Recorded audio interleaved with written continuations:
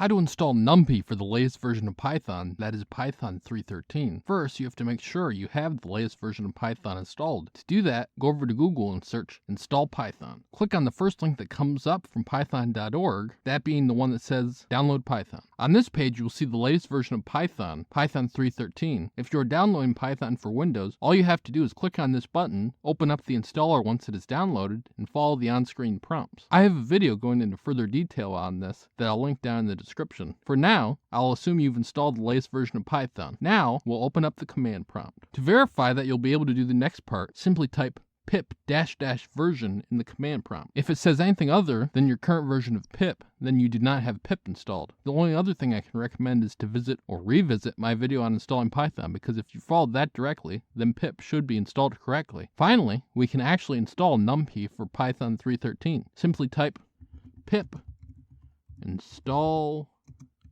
NumPy. This will install NumPy as well as any dependencies needed for NumPy to work. After the download is done, you can check to make sure it worked. Type Python. Then type import NumPy. If nothing happened other than the cursor moving to the next line, then you've successfully installed NumPy on Python 3.13. Like and subscribe to learn more.